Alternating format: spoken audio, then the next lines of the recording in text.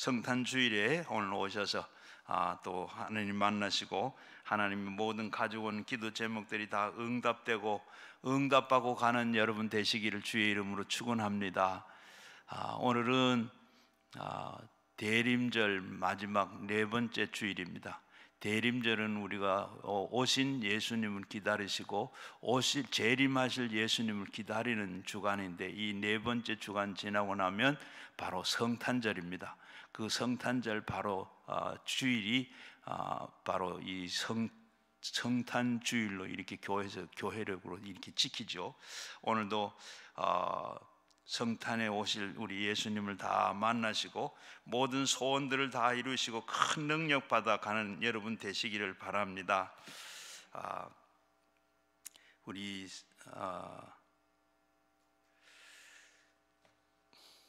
바로 이 6.25 전쟁이 한창 때 1951년 12월 25일에 이렇게 추운 크리스마스 날 한 아이가 태어났어요. 이 아이가 태어났는데 그 어머니가 이렇게 선교사 이 성탄절 날 전날 밤에 이렇게 선교사님에게 도움을 받기 위해서 산을 넘고 이제 목사님 선교사를 찾아가요. 가는데 선교사 집이 가까울수록 자꾸 배가 아파요. 그러니까 아파서 가다가 보니까 마침 다리가 하나, 조그만 다리가 있었는데 다리 밑에 내려가서 이제 이 아이가, 예쁜 아이가 태어납니다. 태어나는데 너무 배가 아파서 그 다리 밑으로 내려가서 다리 밑에서 이 아기를 낳았는데, 이 아기를 아무 준비도 하지도 않았어요. 갑자기 가다가 보면 이 상기가 나고 배가 아파서, 그리고 아이를 낳았는데 낳고 나니까 어떻게 받을 데도 없고 어떻게 할 게 없어. 그 입고 있는 이 저고리와 치마밖에 없어. 그걸 다 벗어가지고 아이를 이게 저고리에다가 아이를 싸고, 그리고 또 지푸르기를 이런 것을 건풀을 쥐어다가 아이를 이렇게 덮어주고, 그리고 하다가 보니까 아직까지 이 아기를 낳으면서 아직까지 뒤처리도 제대로 못하고 춥고 너무, 그래서 이 어머니가 쓰러져 버렸어요. 그리고 쓰러져 버리는데 새벽에 이 선교사님이 선교사님 부부가 교회를 가다가 이 다리 곁을 지나고 하는데 어디 아이 울음소리가 들려요. 그리고 그냥 가다가 다시 세워서 다리 밑으로 내려가 보니까 애기 소리 듣고 가니까 그 참 기막힌 장면을 발견하게 됩니다.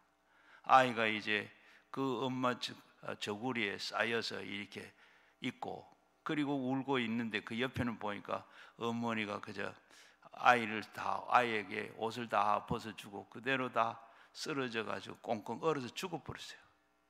그래서 이 선교사님이 아이를 데리다가 자기 아이처럼 이렇게 데리고 와서 길러주고, 이 아이는 자기 집처럼 이렇게 잘 자랐습니다.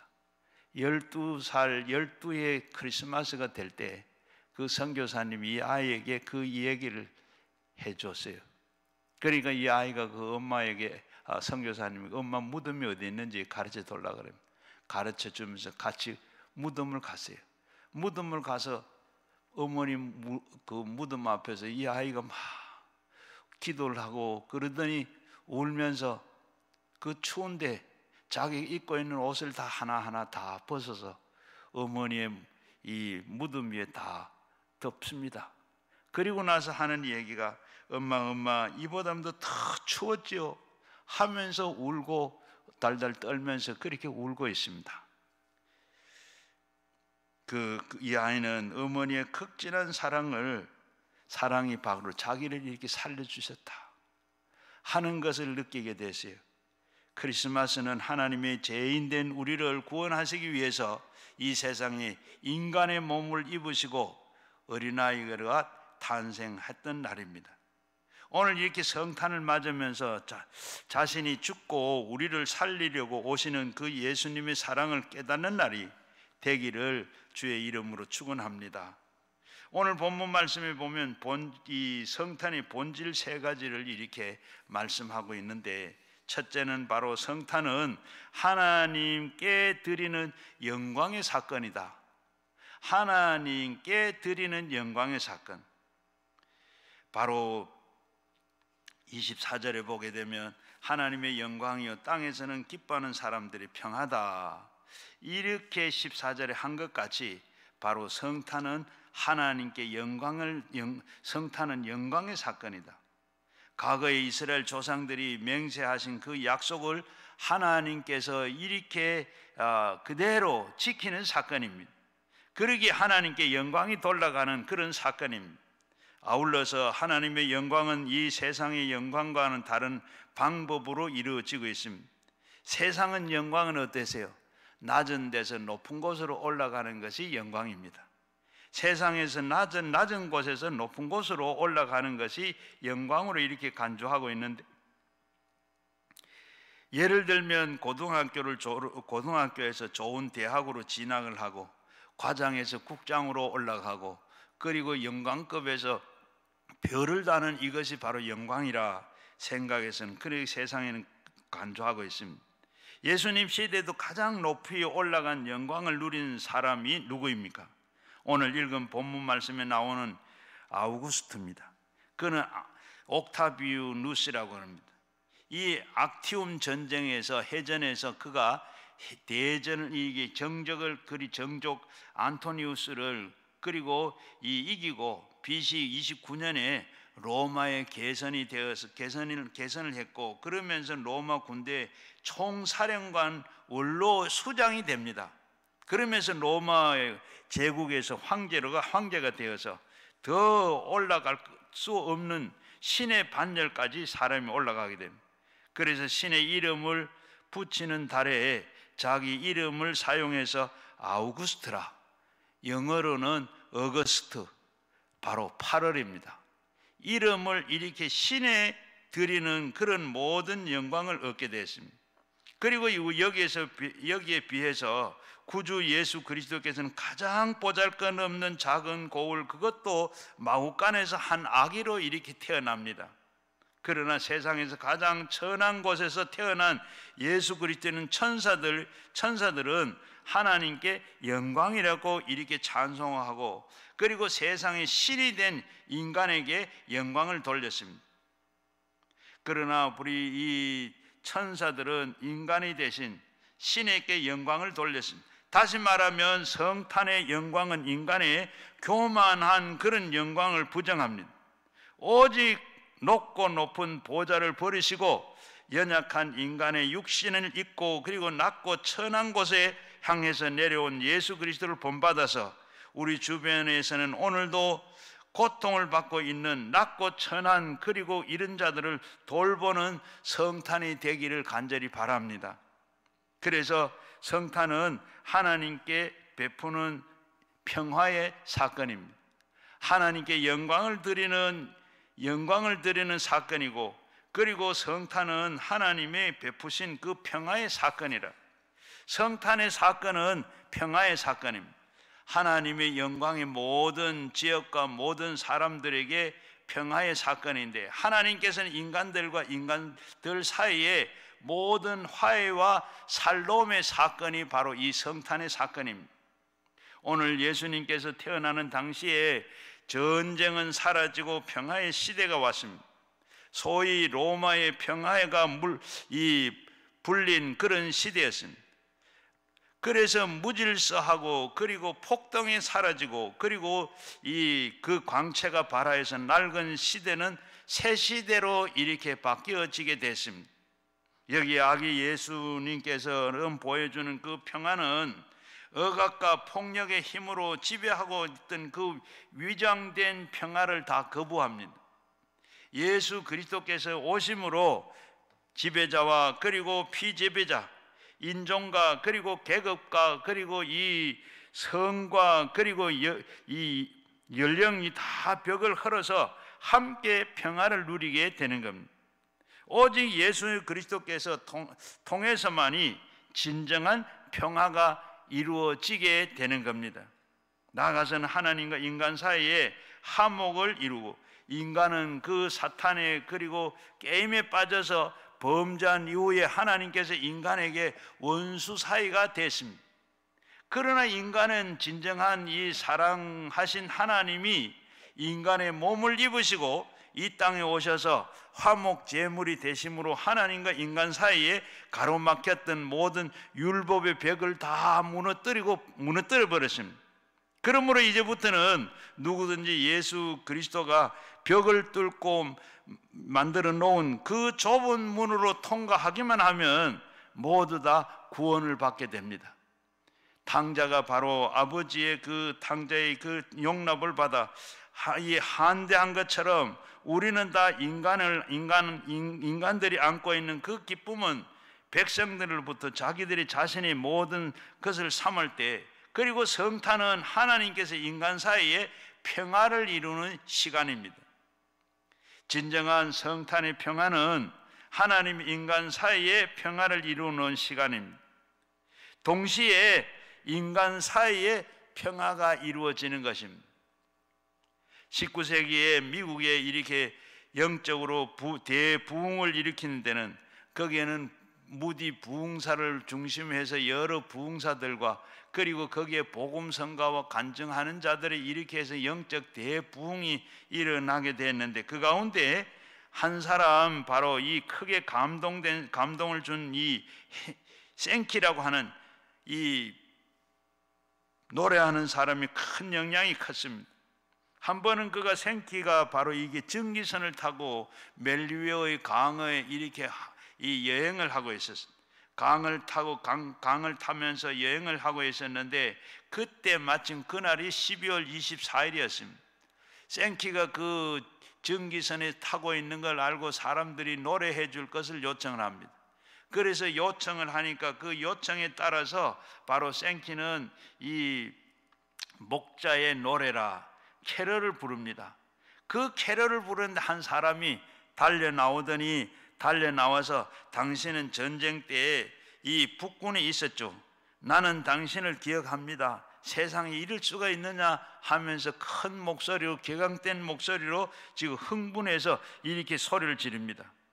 생키는 북군에 이 종군을 한 것은 사실이지만 어떻게 나를 아시오? 이렇게 했더니 아주 그렇게 반문하니까 기막힌 사연을 고백합니다. 1862년 크리스마스 이브날이었는데 나는 난군의 척후병으로, 그리고 북군 진지를 내가 접근을 했죠. 달이 낮같이 밝은 밤이었는데 바로 이 북군의 병사가 언덕 위에서 보초를 선 걸 내가 봤습니다. 그리고 나는 가까이 가서 방아쇠를 당기려고 그리고 총을 겨누었죠. 그런데 병사는 노래하기를 시작했습니다. 지금 바로 부르던 목자의 노래였습니다. 당신이 틀림이 없습니다. 그러면서 그때 부르는 노래가 그리운 어머니, 동생들, 교회에서 친구들, 그리고 크리스마스를 지내면서 추억들, 당신은 그렇게 하고 2절을 부르는데 나는 방아쇠를 당길 수가 없었습니다. 왜냐하면 내가 나올 때 어머니가 너는 살아 돌아서 와라 하는 기도하는 나는 기도할게 하는 그 어머니를 생각해서, 바로 이 적군이지만은 그러나 그 어머니도 역시 살아오기를 기다리고 기도하는 그 어머니를 생각할 때 나는 방아쇠를 당길 수가 없었습니다. 그 말을 할 때 생키도 역시 크리스마스 이브 때 보초 선 것을 생각하고 그때를 생각해냈습니다. 그러면서 두 사람이 얼싸안고 그러면서 얼마나 기뻐하고 그리고 감사하며 기도를 드렸더라 그럽니다. 여러분, 이렇게 바로 이것이 바로 예수님이 이루시는 평화의 방법이 아니겠습니까?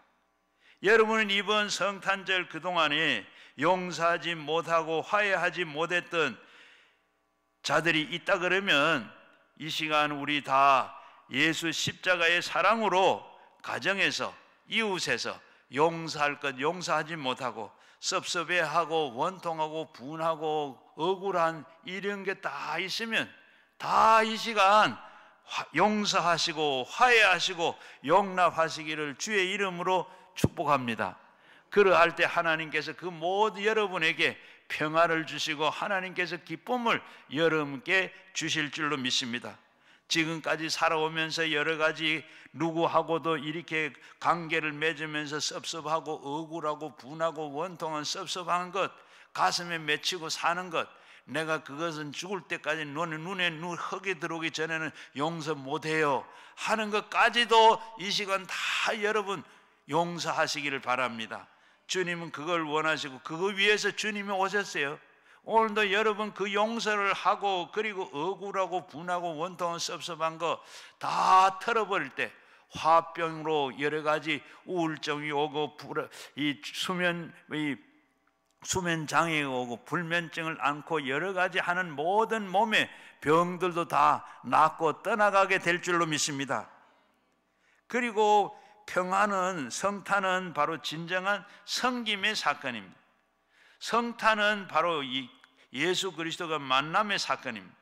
성탄의 주인이신 아기 예수를 만나던 목자들은 동방박사들처럼 누추한 마구간으로 가서 곳으로 가야 했습니다. 천사들은 구주를 만나려고 목자들을 다른 곳에서 보지 말고 구유 자리로 갔습니다. 궁궐이 아닌 마구간으로 시선을 돌려야 했습니다. 그리고 비천한 자리에 한 아기를 경배를 드렸습니다.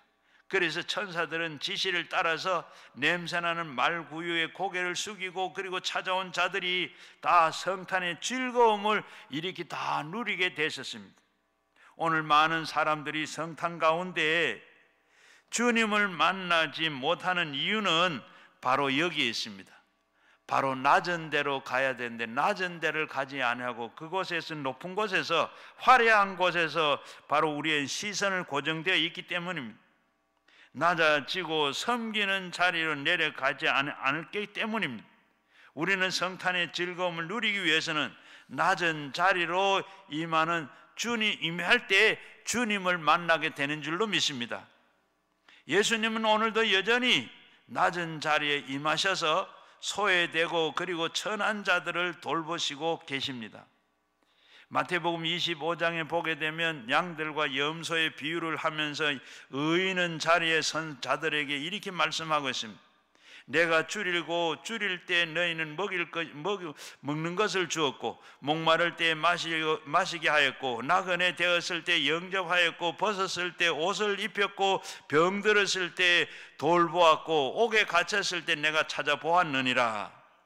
그렇게 하시니까 의인들이 놀라서 뭐라 그래요?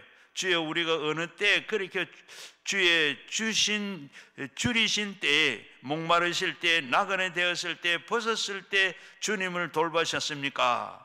그렇게 하니까 뭐예요? 그리고 내가 병들으신 것이나 옥에 갇힌 것을 내가 보고 가서 그렇게 배웠나니까. 그러니까 예수님 뭐라 그래요? 예수님께서 하시는 말씀이 그때 대답하시는 것은 내가 진실로 너에게 이르노니 너희가 여기에 내 형제 중에서 지극히 작은 자 하나에게 한 것이 바로 내게 한 것이다. 주님 앞에 우리 아무것도 한 것이 없습니다. 우인이 그렇게 말하니까, 그리고 예수님께서는 아니다. 그때 네가 헐벗고 굶주리고 낮은 자들 위해서 돌보고 한 것이 전부 다 나에게 한 것이다. 또한 아무리 신앙생활을 잘한다 할지라도 그러한 불우한 자 그리고 소외된 자를 외면하고 사는 것은 곧 주님을 외면하고 사는 나쁜 삶이 되는 것입니다. 그렇기 때문에 천한 자들이나 소외된 자들이나 하나님의 백성이요 구원자이들이고, 그리고 결코 그들은 바로 그런 의미에서 우리는 성도들에게는 사랑의 이게 바로 사랑의 훈련장이고 시험에 된다는 것을 말씀하고요. 성탄은 바로 주는 날입니다. 그런데 많은 사람들은 성탄에 무엇을 받을까, 무엇을 즐길 수 있을까, 이렇게 성탄의 정신이 왜곡되는 그런 자세로 성탄을 우리가 맞고 있습니다. 요즘 우리 기독교의 성탄의 주인공은 예수 그리스도가 주인공이 아니라 산타크루스가 바로 이 성탄의 주인공으로 그렇게 높아졌다, 그렇게 반성하는 소리가 많이 있습니다. 사실은 통계조사에 의하면 대부분의 아이들이 오늘 성탄절의 주인공은 산타크루스라 그럽니다. 그렇게 알고 있어요.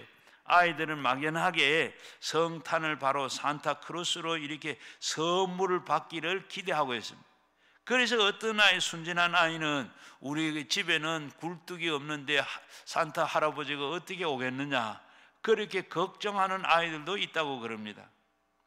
지중해에 위치하고 있는 마을에 마이라에서 이 4세기의 교회 감독이었던 니콜라스가 바로 이렇게 가난한 사람들을 돌보는 친구가 됐습니다.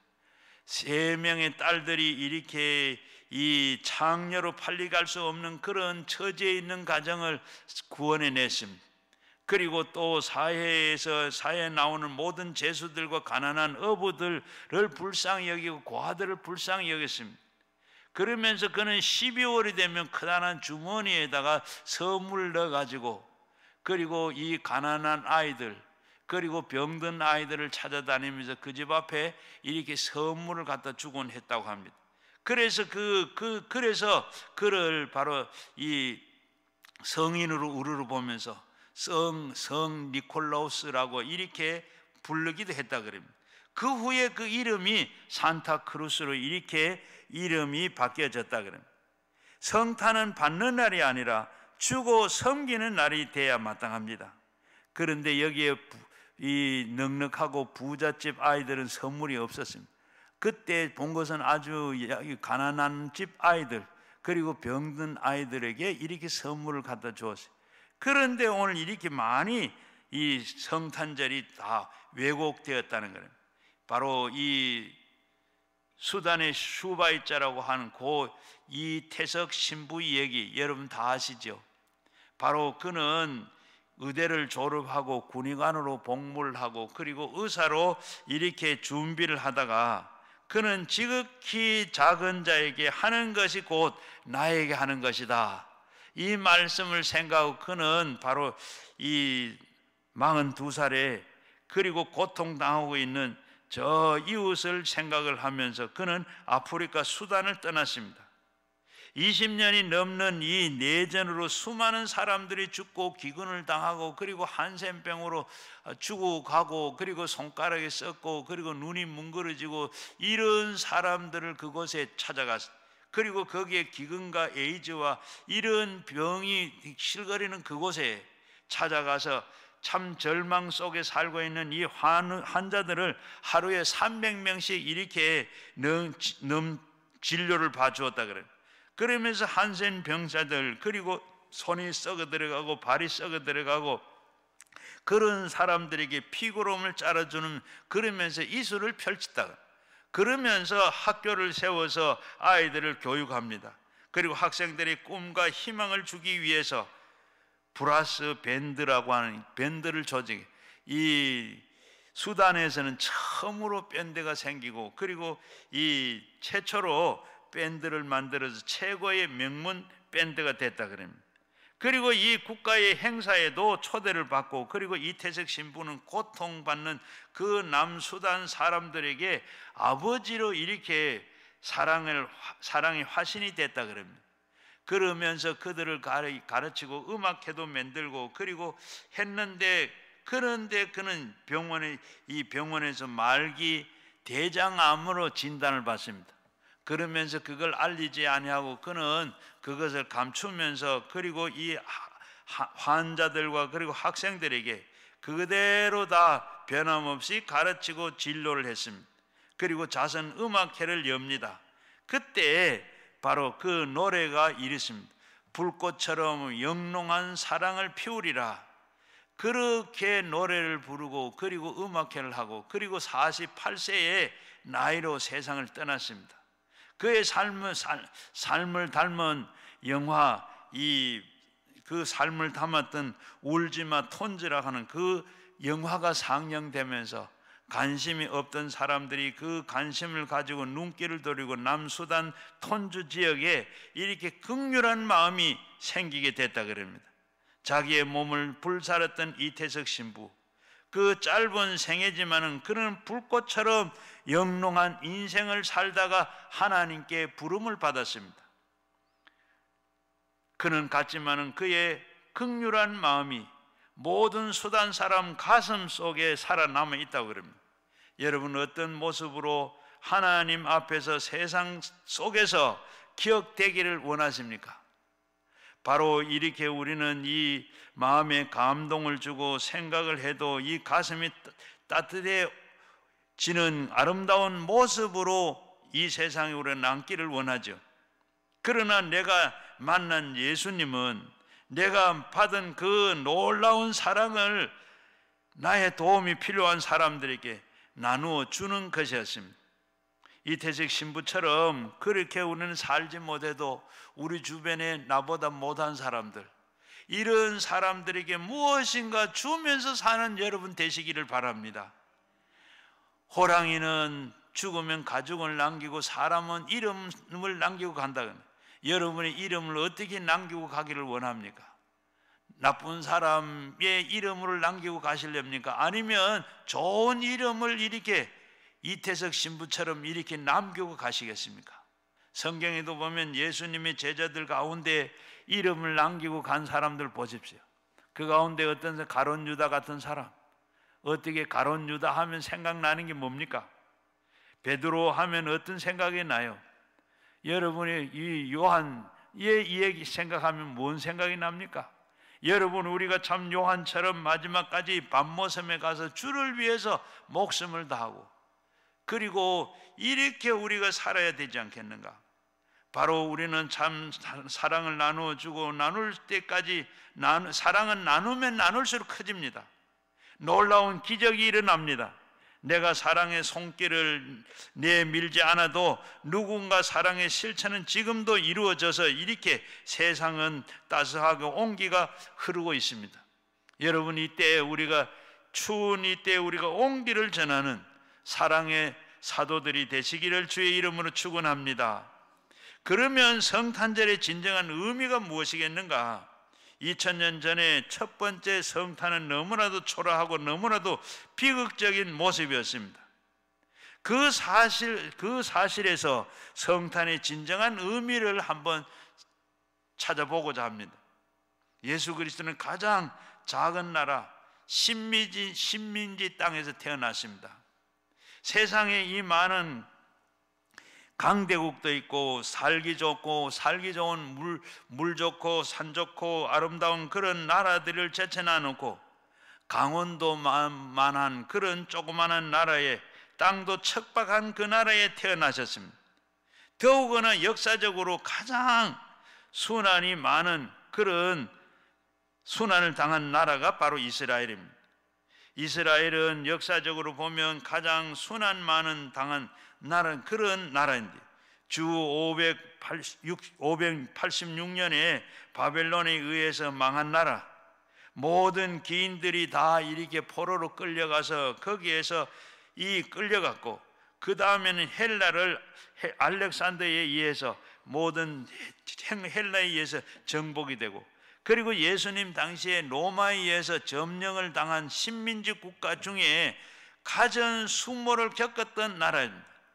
그리고 서기 70년에 나라는 완전히 통째로 잃어버린 후에 거의 2000년 동안에 각 나라에서 추방되고 이 학살을 당하고, 히틀러에 의해서 600만 명이 학살을 당하고 참혹한 역사를 남긴 나라입니다.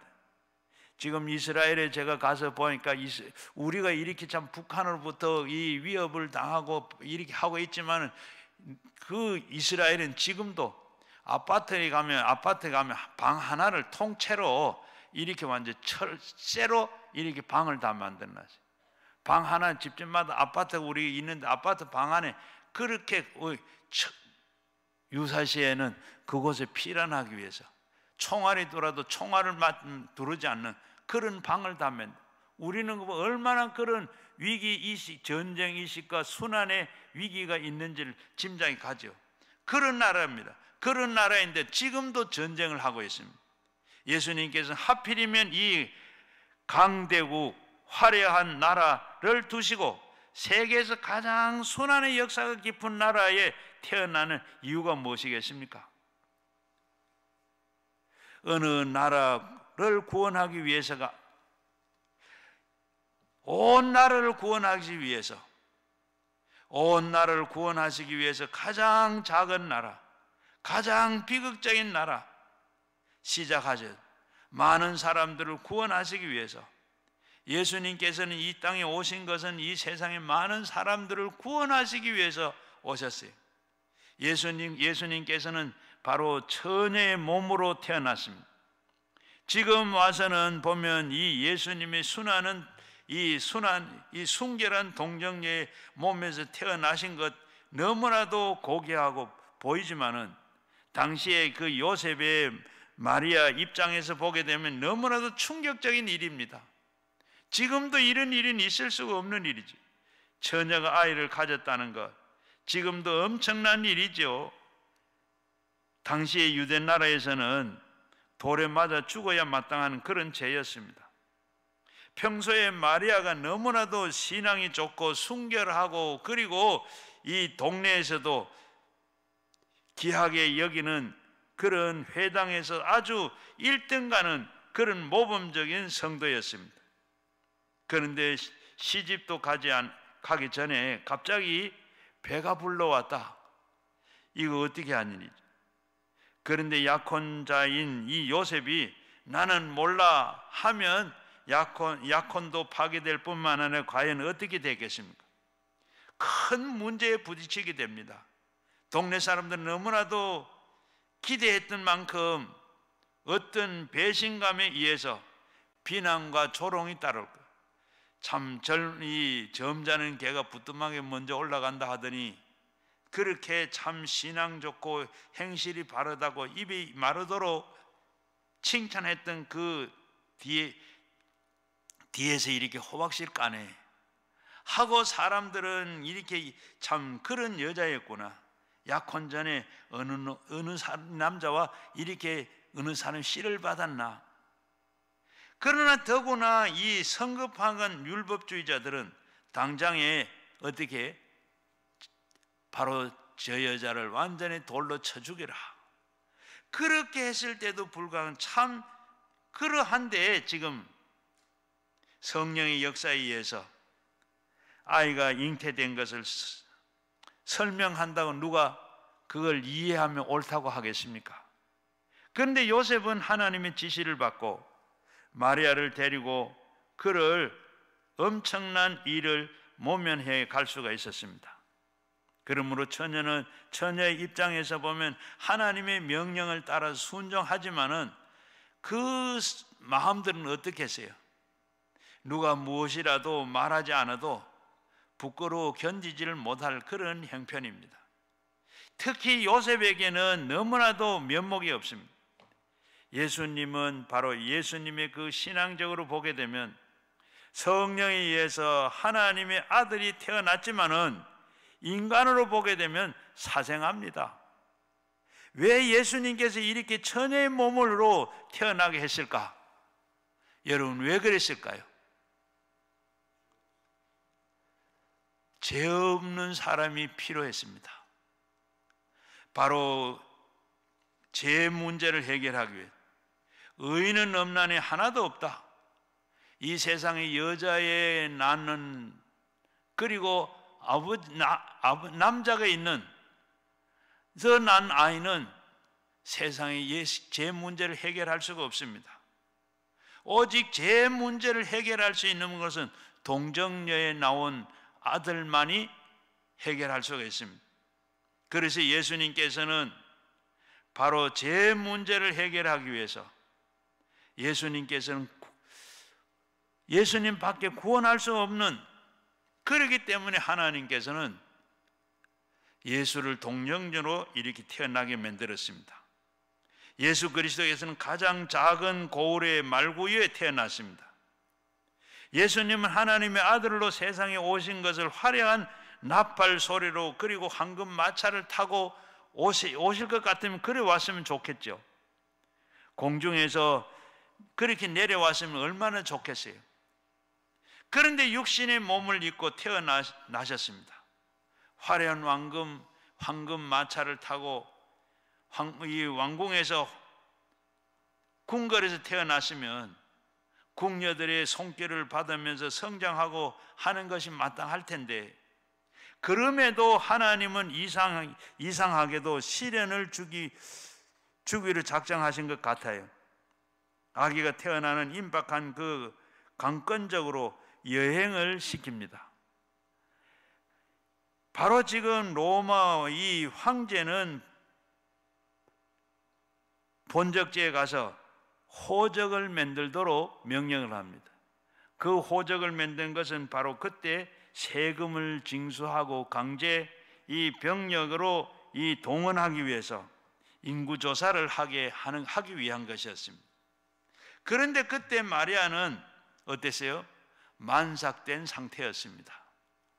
그리고 만삭된 상태로 하나님께서는 의도적으로 바로 이렇게 때를 맞춘 것 같기도 하고 마리아로 하여금 임신을 하게 했고, 그리고 이제 산딸이 다 되어오고, 그리고 그런 때 호적을 하라고 본적지를 찾아가라.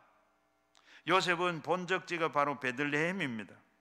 그리고 나사렛에서 이 동네까지 가는 데는 120km는 됩니다. 300리가 되는 길을, 그것도 저 이스라엘의 저 밑에 남쪽에서 300리를 그리고 위로 계속해서 올라갑니다. 갈만은 얼마나 피곤하고 힘들었겠어요. 지칠 대로 지키고, 그리고 그렇게 가서 베들레헴에 도착을 했는데, 늦게 와서인지 벌써 좋은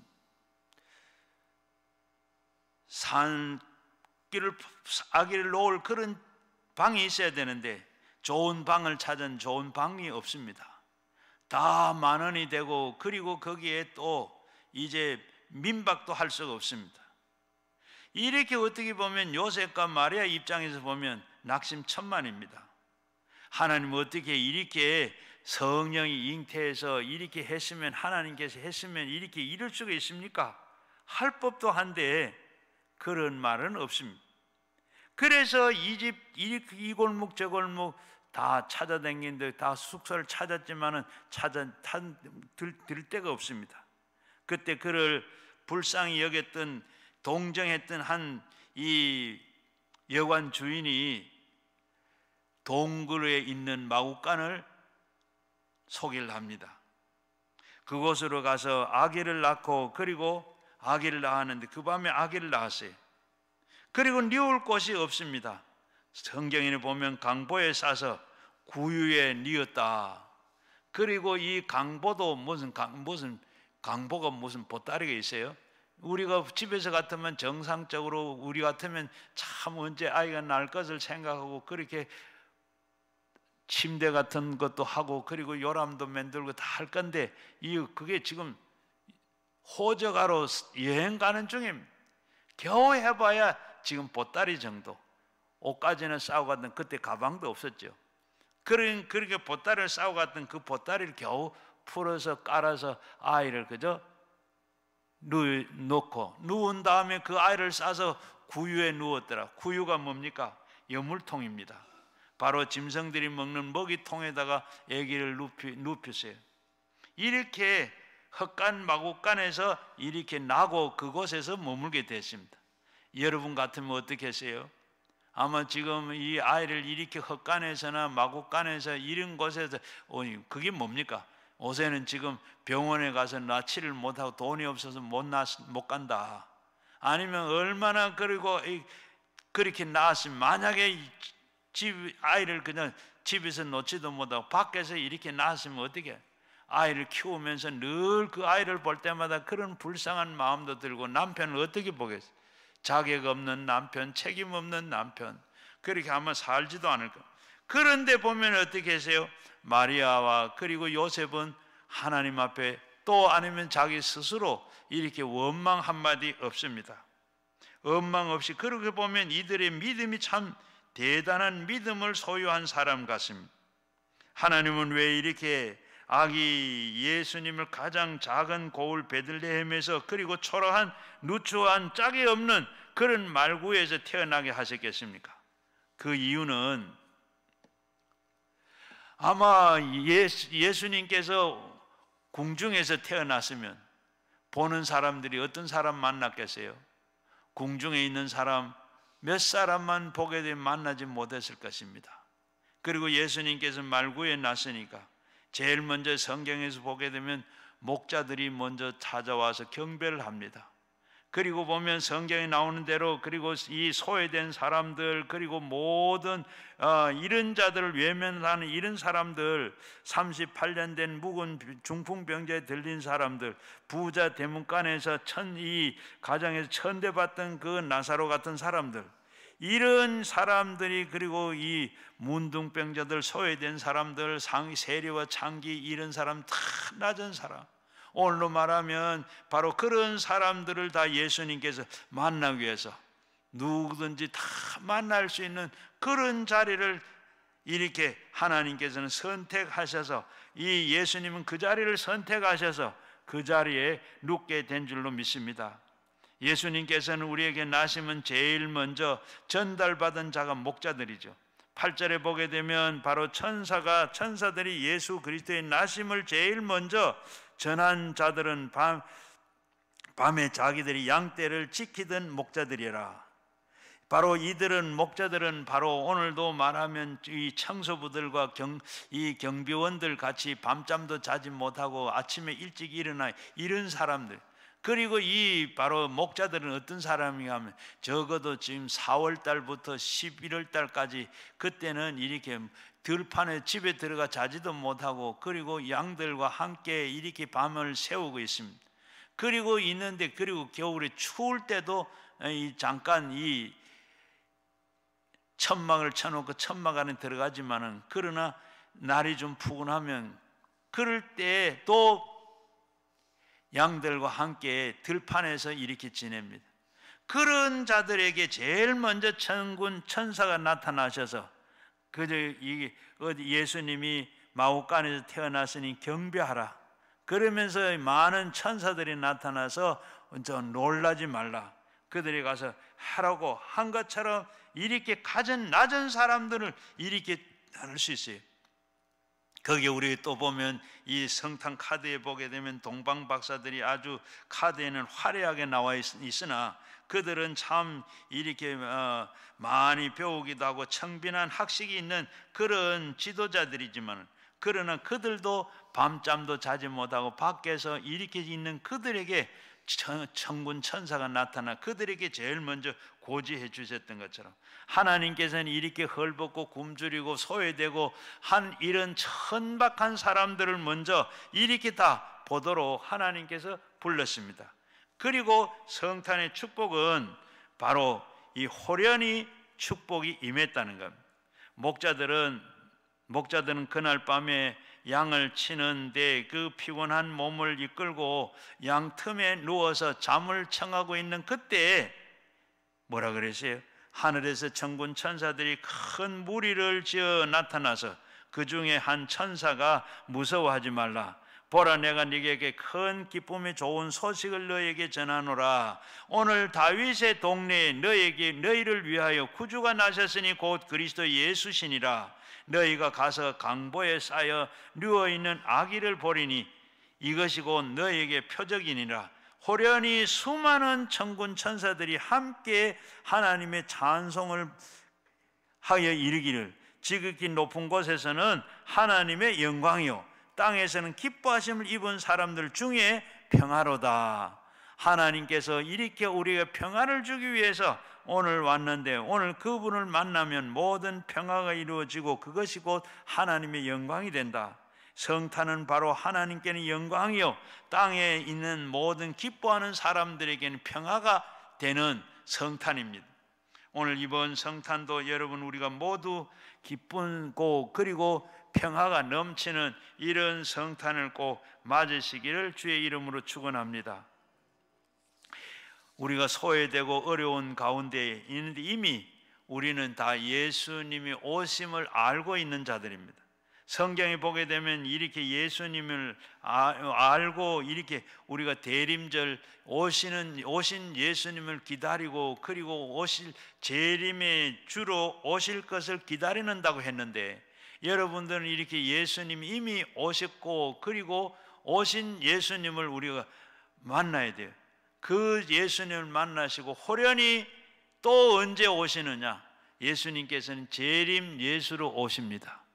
호련히 오시는데, 올 것을 알고 있는 성경에 보게 되면 이렇게 동방 박사들이 예수님이 오실 것을 알았고, 목자들이 이렇게 오심을 알았고, 그리고 이 성경에도 보면 호련히 아브라함에게 나타나셔서 바로 본토 친척 아비집을 떠나라고 했고, 모세에게도 하나님께서 이렇게 떨기나무에서 불이 타는 것을 보는 때 그리고 호련히 하나님이 나타나셔서 위대한 종이 되라고 말씀을 하셨고, 그리고 이 마가다락방에서 예수님이 부활하시고 그리고 승천하시면서 기다리라, 호련히 성령이 임하시고, 그리고 사도 바울에게 다메섹 도상에서 지금 예수 믿는 사람들 박해하기 위해서 잡으러 가는 그에게 호련히 하나님께서 예수님이 나타나셨고, 이렇게 오늘도 호련히 나타나신, 우리가 지금 예수님을 오시고 있는데 그 예수님이 이렇게 이미 호련히 갑자기 오셨고, 지금 우리는 다 미리 오신 것을, 2000년 전에 오신 것을 아시는데 그 오신 예수님을 우리가 만나야 돼요. 그리고 보면 하늘의 영광이 되고 땅에서 평화가 되고, 이런 영광이 우리에게 다 돌아와야 되는데 바로 우리가 예수를 만나야 됩니다. 바로 예수가 우리가 중심이 될 때 우리 인생의 모든 문제는 평화롭게 이루어지게 되는 줄로 믿습니다. 예수님이 주로 오시고 사는 교회는 항상 평화가 있습니다. 예수님이 바로 이 중심이 되지 못하고 예수님을 바로 모시지 못한 그런 교회는, 사람이 중심이 되면 어떻게 돼요? 교회는 평화롭지 못하고 싸움만, 분쟁만 있게 됩니다. 가정도 마찬가지로 주님이 우리의 가정에 항상 주인이 될 때 평화가 이루어지게 되는 줄로 믿습니다. 예수님은 우리의 인간의 권위를 세우고자 바로 이 사람이 있으면서 단체 중심에도 예수님이 중심이 돼야지. 그럴 때 평화가 있고, 중심이 되지 못하면, 거기에 사람이 중심이 되면 거기에는 분쟁과 평화가 없습니다. 심지어는 우리 회사도 마찬가지입니다. 주인이 바로 주인을 모시고 하는 회사는 평화가 있습니다. 규장각 대표인 여운학 장로님이 회사를 섬기고 있을 때 너무 힘들어서 회사 섬기는 것이 참 사장하기도 참 힘들다. 그러니까 한 그 말을 들었던 여 직원이 장로님, 그러면 이 사장님을 하나님으로 섬기면 그렇게 이 장로님은 잘 힘들지 않을 것입니다. 그리고 사장님 자리를 하나님께 내드리십시오. 큰 마음의 감동을 받고, 그리고 그 장로님이 평안을 얻었더라 그럽니다. 이러한 일을 우리는 꾸준히 인간 세상에서 살아갈 때 인간의 탐욕을 낳는 결과를 낳게 됩니다. 우리 주님의 나라, 주님이 다스리는 나라는 그런 나라가 아닙니다. 양보와 대접과 그리고 나눔과 내려놓음과 섬김과 겸손과 화해와 평화와 긍휼과 자비와 사랑과 동정과 충성과 헌신과 감사와 보답과 선이 지배하는 나라가 바로 주님의 나라입니다. 바로 그리고 기다리는 자에게 임한 축복입니다. 시므온이 바로 이렇게 보면 유대 랍비인데 그 할렐의 아들이고 가브리엘의 아버지입니다. 그런데 그가 예수님이 오시는 것을 기다리고 있다가 그는 성전에 들어가면서 마리아와 요셉과 할례를 그리고 행할 때 그 어린 아기를 이렇게 순간적으로 성령께서 그를 알게 해서 주님을 알게 했습니다. 또 한편 아셀의 지파 마누엘은 딸 안나가 역시 마찬가지로, 이 안나는 히브리어 말로 말하면 한나인데 이 과부가 된 지 84년에 있고, 그리고 결혼한 지 7년 만에, 그때는 조건을 했는데 14살에 결혼을 해가 7년을 살고, 그리고 과부가 84년을 지금 105살이 됩니다. 그때 예수님이 오기 전에는 바로 메시아를 보기 전에는 죽지 않는다. 그리고 성전에서 늘 그렇게 금식하며 기다리고 그렇게 사모하고 기다린 가운데 바로 아기 예수를 만나게 됐더라. 오늘도 우리는 이렇게 그를 기다리는 자에게는 은혜와 축복과 그리고 성령이 충만하게 임하게 되는 줄로 믿습니다. 기다린 분은 사모한다는 말이고 앙모한다는 말입니다. 여러분, 우리가 이 성탄에 주님을 만나셔야 돼요. 지금까지 여러분 주님을 만난 분들이라고 생각이 되는데, 주님은 인격적으로 여러분이 주님을 다 만나야 여러분의 인생의 신앙에 승리하는 자가 되는 줄로 믿습니다. 바로 여러분들의 이 문제를 해결해 주시고 구원하고 축복을 해 주시는 분은 주님입니다. 그 주님을 만났을 때 여러분의 모든 문제가 해결이 돼요. 어거스틴은 어느 날 밤에 주님을 사모하는 마음으로 기도하다가 잠이 들었습니다. 그런데 꿈결에 사랑하는 주님을 만났어요. 주님께서 어거스틴에게 이렇게 말했습니다. 나의 아들아, 내가 너에게 무엇을 해주기를 원하느냐? 어거스틴은 이렇게 대답을 했다 합니다. 아무것도 원하지 않습니다. 주님만이면 됩니다. 주님만이면 됩니다. 그랬더니 주님이 진정 주님을 사모하는 그 분은 오직 예수 그리스도십니다. 우리가 주님을 믿는다고 하면서도 우리가 예수를 만나는데 어떻게 해요? 주님을 믿는다고 그러면서 만나는 생각, 그리고 예수님에 대한 관심, 예수님의 뜻과 생각에 관심은 없고 예수님을 통해서 자신의 욕심과 탐욕을 그리고 채우는데 마음을 다 가지고 있지 않습니까? 그래서 우리는 물질도 사업도 건강도 자녀도 가정도 직장도 삶의 다양한 모든 문제를 다 그분이 해결해 주기를 받는데, 그렇게 하지 말고 우리는 그저 주님 한 분만이면 만족합니다. 주님 한 분만이면 됩니다. 그래서 우리가 보면 마태복음 6장 24절에 뭐라 그래? 무엇을 먹을까 마실까 입을까 염려하지 말고 먼저 너희는 그의 나라와 그의 의를 구해라. 그리하면 있어야 할 것을 아신 주께서 더하신다.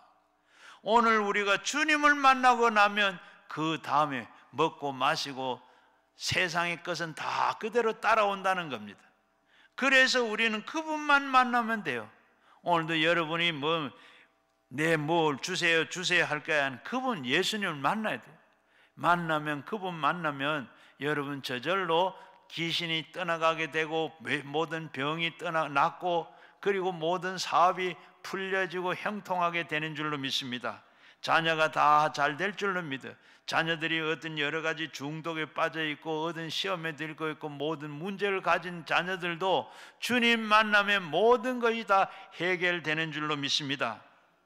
이번 성탄절 계기로 해서 모두 다 주님을 사모하고 주님 만나는 절기가 꼭 되기를 주의 이름으로 축원합니다. 성탄절은 우리에게 어떤 축복이 됩니까? 만남을 위한 축복입니다. 31절 말씀에 이런 만민을 위한 축복인데, 이 만민 앞에서 예비하신 겁니다. 이방을 비추는 빛이요 주의 백성 이스라엘의 영광이니라. 그렇습니다. 예수 그리스도는 만민을 위하여 이 땅에 오셨고 이방에 비추는 빛으로 오셨습니다. 열방을 구원하시기 위해서 오신 분이 하나님의 메시아입니다. 예수 그리스도는 이스라엘을 위해서 오신 분이십니다. 한 국가를 위해서 오신 분이 아닙니다. 이 편협된 분이 아닙니다. 옹졸한 분이 아닙니다.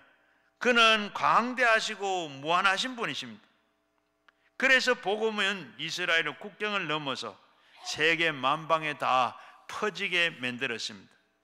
이러한 복음은 한 가정에 들어가면 가정이 구원되고 한 나라에 들어가면 그 민족이 구원을 받고, 그리고 그 나라와 민족이 구원을 받는 동시에 문화 속에 들어가게 되면 문화가 바뀌고, 사상에 들어가면 사상이 바뀌고, 그 시대가 변화시키는 하나님의 풍성한 은혜와 축복이 임하게 되는 줄로 믿습니다. 예수님은 이 땅에 오신 사건은 개인뿐만 아니라 온 나라 만 백성들 모두에게 구원을 얻고 생명을 얻는 축복을 받게 하심이고, 그리고 하나님의 축복은 인류 모두에게 골고루 다 임하게 하기 위해서였습니다.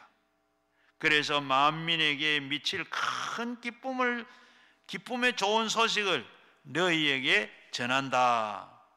여러분, 오늘도 우리도 마찬가지로 만민에게 예수님이 오신 예수님을 소개하고 전하는 여러분들 다 되어서 이 복음의 문화가 온전히 무수한 곳에 무수한 백성들에게 다 전해질 수 있는 여러분들이 되시기를 바랍니다. 저들은 복음을 전파하도록 우리는 끊임없이 기도해야 됩니다.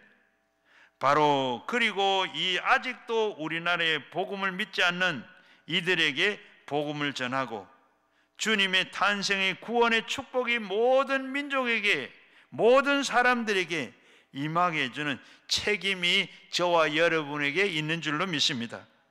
오늘도 우리가 만난 그 주님을 온 세상 만민에게 전하는 여러분 되시고, 2000년 전에 이 땅에 오신 예수님의 그 호련히 임하는 그 축복을 받아 여러분 기다리는 자들에게 임하시는 그 축복, 만민에게 임하는 그 축복, 오늘도 우리가 이 메시아의 재림을 우리가 축복을 통해서 구원을 얻고 온갖 풍성한 은혜 안에서 살아가게 되기를, 그리고 이 복음을 아는 모든 자들은 열방에 전하는 일에 게을리하지 아니하시고 오늘도 그 사명 다하여 인정받고 잘했다고 칭찬받는 온 성도들이 되기를 주의 이름으로 축원합니다. 우리 같이 다 말씀을 생각하며 가지고 나온 기도 제목으로 우리 주여 삼창하시고 함께 기도하겠습니다. 주여, 주여, 주여, 감사합니다. 오늘도 아버지 이 땅에 아버지의 평안을 주기 위해서, 이 땅에 소망을 주기 위해 아버지 하나님 이 땅에 오셔서 아버지 하나님 저희들을 찾아오셔서 가장 낮은 곳에